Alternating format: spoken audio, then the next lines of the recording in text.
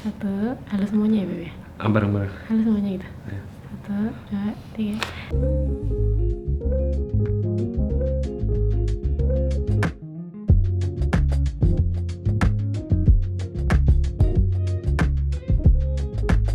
Halo semuanya. Ini akan jadi video pertama kita yang sit down kayak gini, yang Ya. ngomong langsung ke kamera di suatu tempat lagi duduk.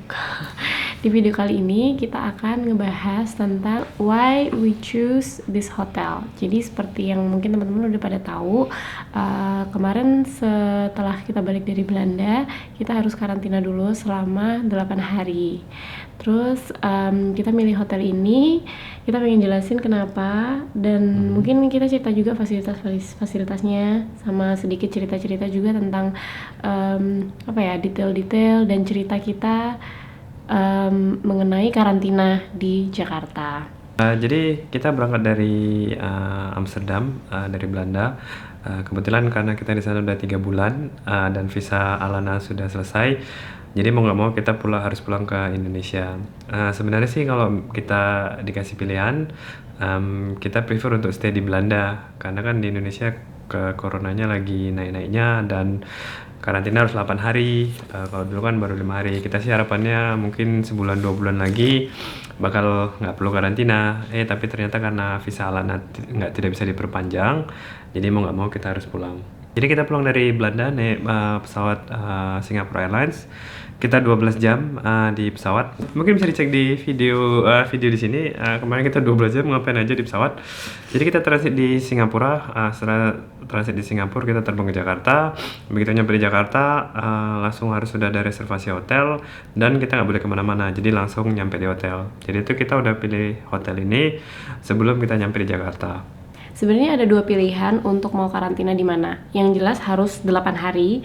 Pilihan yang pertama itu di Wisma Atlet, tapi itu ditujukan untuk para TKI ya, para pelajar gitu ya, TKW, dan gratis. Jadi nggak harus bayar sama sekali. Kemudian yang kedua pilihannya itu adalah hotel. Jadi sebenarnya bukan pilihan ya, emang harus kita, karena kita nggak masuk ke kategori yang untuk Wisma Atlet dan gratis, maka kita harus yang kedua itu yaitu di hotel sebutannya hotel repatriasi yang sudah bekerja sama dan ditunjuk dengan pemerintah ya.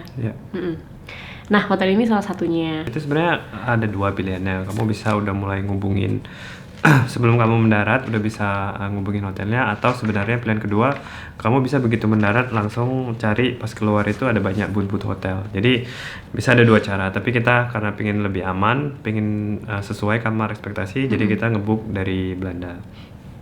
Jadi pengalaman pribadi kita, pertama kita harus nyari dulu nih list hotel mana aja sih yang ditunjuk pemerintah.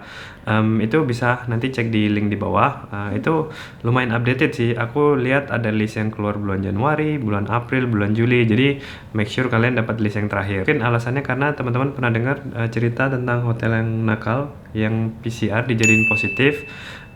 Jadi merasa diperas yang datang dari luar negeri. Mungkin list hotel itu kalau aku lihat di bulan Juli itu udah nggak ada hotel-hotel tersebut. Tapi kalau di list bulan Januari ada. Baru tahu, nggak ada? Nggak ada. Jadi waktu list di bulan Januari itu lumayan banyak ya, 60-an. Tapi bulan Juli itu kalau nggak salah cuma 40-an. Ya. Oke.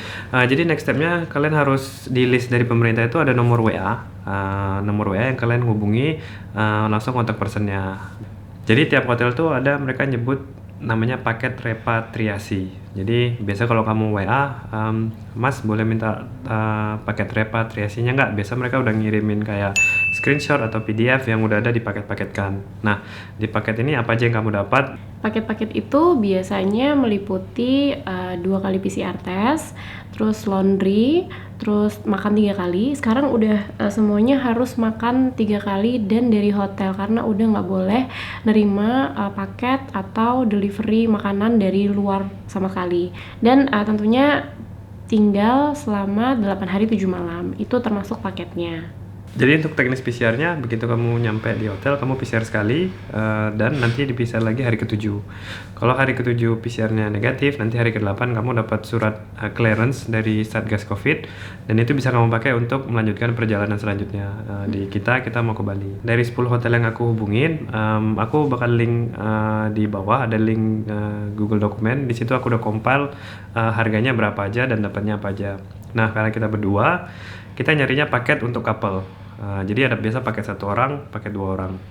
Karena kita punya Alana, itu tuh pilihannya kita Alana tuh harus PCR juga. Jadi extra cost PCR itu sekitar 2 juta untuk 2 kali PCR. Oh ya, ini juga adalah peraturan baru ya. Dulu itu anak-anak nggak harus di PCR. Sekarang itu udah harus untuk flight dan juga untuk hotel ini juga. Jadi harus ditambah ekstra dari paket berdua itu tadi. Dan rules itu selalu berubah-ubah ya, jadi bisa jadi pas kalian nonton ini rulesnya udah berubah lagi. Best sih tetap ngecek dari list yang tadi Damar bilang, yang update itu tadi, dan juga peraturannya dari mana ya? Dari hotelnya ya berarti? Dari hotel biasa tanya tahu. Dan peraturannya biasanya hotel sudah menyesuaikan. Ya. Oke, jadi kita mulai dari base kita untuk berdua per anak itu sekitar 11-12 juta. Jadi itu minimum yang kita harus bayar. Oke, jadi pas cari hotel tuh ada beberapa kriteria yang kita prefer lah. Yang pertama, kita tahu kita harus ada kamar yang terpisah dari tempat tidurnya, karena kita selama 8 hari kita juga harus tetap kerja, dan kita bisa produktif kerja itu kalau Alana lagi tidur. Jadi kita cari yang tempat tidurnya beda. Jadi pas Alana tidur kita bisa kerja. Ya. Something to add?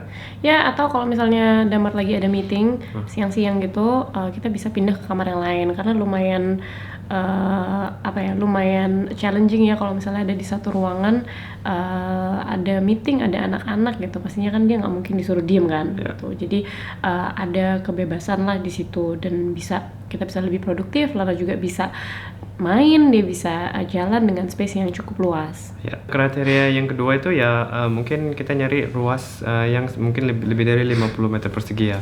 Karena kita ada anak, kita juga 8 hari. Kita pengen Alana yang bisa lari-lari, dia juga bisa ngerasa nggak terkekang atau terperangkap mungkin ya. Iya. Di kamar selama 8 hari. Oke, jadi yang ketiga mungkin makanan ya. Kita cari hotel yang dia bisa nyediain makanan, ada menunya. Jadi kita bisa milih. Itu yang sebelum pas aku di Belanda aku udah nanya untuk makannya gimana ya gitu. Dan untuk hotel ini tuh dia ngasih, oh ini list contoh menunya untuk hari ini atau besoknya. Nah, untuk makanan, kenapa Damar kemarin nanyain soal makanan dan soal menu? Karena ada experience dari kakakku yang 1 bulan lalu baru ke Indonesia, dia dari UK, tapi dia langsung ke Surabaya. Di sana makanannya tiap hari sama terus, walaupun breakfast, lunch, dinnernya berbeda, tapi setiap hari itu diulang-ulang terus gitu. Bisa jadi karena pada saat itu masih boleh nerima paketan dari luar, jadi somehow mungkin ada ekspektasi ya udah kalau misalnya nggak cocok bisa Gojek gitu. Bisa deliver makanan online. Tapi kan kalau sekarang tuh udah bener-bener nggak bisa. Aku nggak tahu sih yang standarnya kayak menu yang kita dapat itu cuma hotel ini aja, atau karena kita suit. Nggak tahu ya sudah. Atau karena kamar yang kita pilih, kita juga nggak tahu. Tapi itu bisa jadi salah satu pertimbangan yang bisa ditanyain ke orang atau staff hotel yang kalian hubungi, yang kalian hubungi lewat WhatsApp untuk tanya menunya apa. Nah, karena dari kriteria itu sebenarnya kita narrow down ke 2 pilihan sebenarnya. Yang pertama kita sebenarnya Swiss Bell Hotel Simatupang.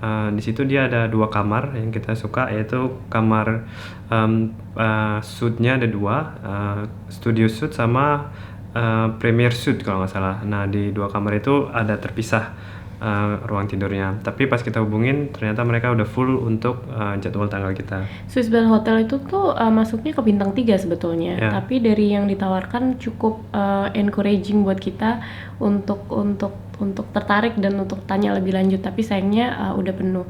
Harganya juga lebih murah. Aku rasa bintang itu sangat mempengaruhi harga juga ya. Ya.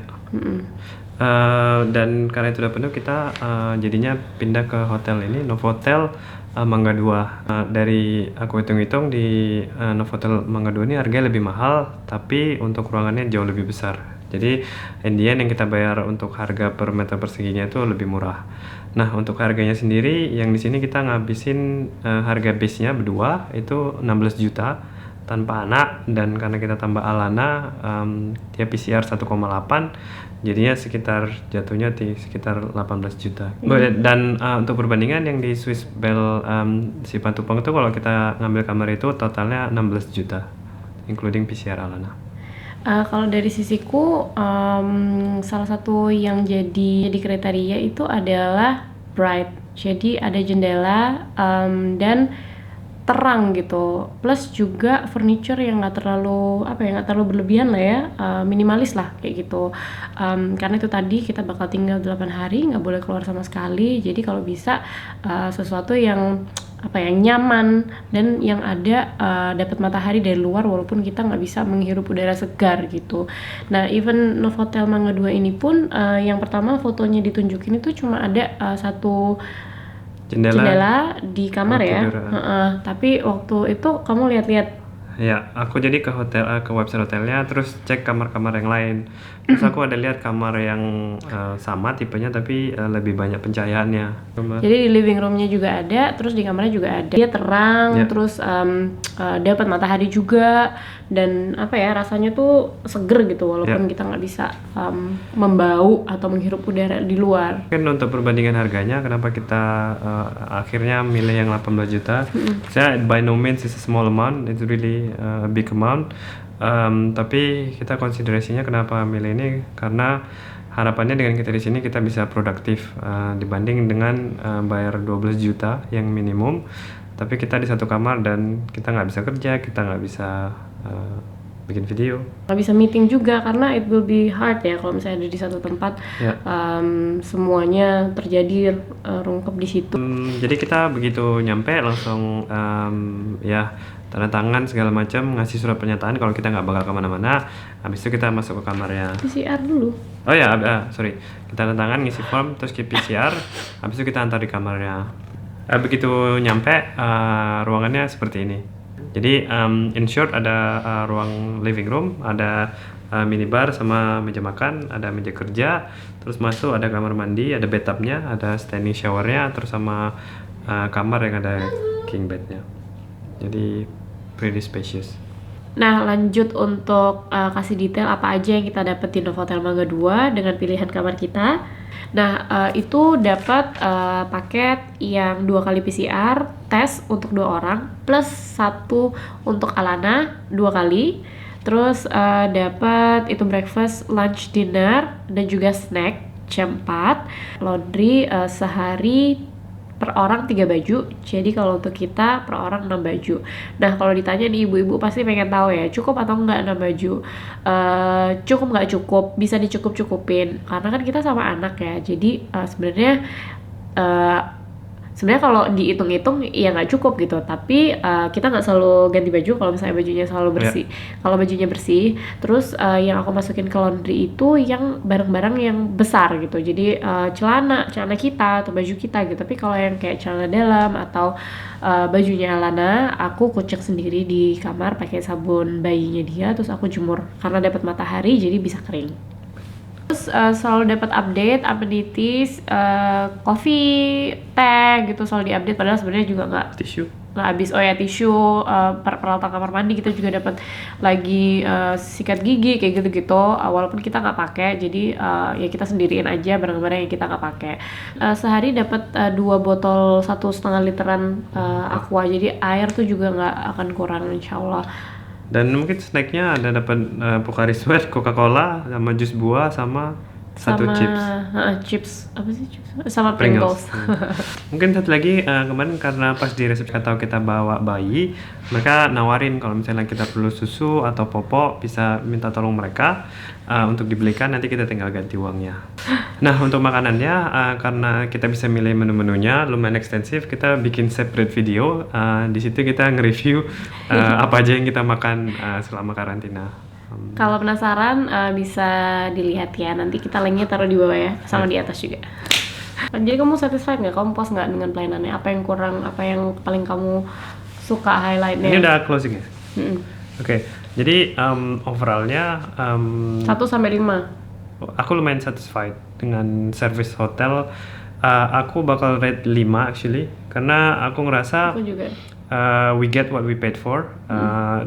Mulai dari service, mulai dari makanannya itu, every time ada makanan tuh aku kenyang setiap kali makan, aku kenyang tiap makan. Kalau aku tiap sebelum makanan datang aku excited, nunggu-nunggu buat makanan datang. Itu sih karena aku aja kayak kelaparan. Karena bisa milih dari menu ya, kamu bisa lihat. Tahu, Ya, maksudnya excited to see makanannya apa gitu ya. Iya benar-benar. Sama apa namanya? Apa tuh namanya, Beb? Bukan presentasi, interpretasi. Sama penasaran untuk ngelihat interpretasinya mereka dari makanan itu tuh kayak gimana gitu. Itu sih. Ya, kita ngerasa ada chef yang do the work. Ya of course lah pasti. Oke, sorry. Maksudnya ada dessertnya juga nicely presented gitu. Jadi emang kayak benar-benar dari restoran, nggak cuman makanan kotak gitu loh. Karena aku udah lihat dari review beberapa hotel, itu mereka dapatnya kotakan ya, kotakan. Dan kita dapatnya di piring. Jadi you really get With what a you nice paid for. presentation. With a nice presentation. So, Oh iya, sama beberapa hari yang lalu tuh malam-malam tuh ditelepon sama mungkin receptionist atau manajer hotel atau aku nggak tahu siapa, tapi mereka tuh cek ke kita kayak gimana stay kalian so far, ada yang kurang nggak gitu, kalian happy nggak, semuanya terpenuhi nggak gitu, which menurut aku itu adalah sebuah gesture yang sangat baik gitu dari sebuah hotel. Mereka checking. Aku juga 5 sih menurutku, walaupun kalau misalnya kita cari-cari ya pasti ada aja lah yang mau dikomplainin kan. Namanya ya semua hal di hidup pasti ada aja, ini kok gini nih gini gitu, tapi despite yang hal yang kecil-kecil itu tuh nggak signifikan kalau dibandingin sama plus-plusnya kayak yang tadi Damar bilang. Menurut aku servisnya juga ramah, orang-orangnya juga baik. ramah banget ya. Terus maksudnya kalau kita minta pertolongan itu mereka dengan sigap gitu ya, nggak pakai lama kalau ngangkat teleponnya juga. Alasan kita juga mau bayar mahal, we also make it a holiday out of it gitu loh. Jadi ya sebenarnya itu amount itu tuh juga big lah, maksudnya bukan sesuatu yang kita keluarin nggak pakai mikir gitu. Banyak consideration yang kita lakukan, dan itu tadi mungkin caranya supaya nggak berat-berat banget.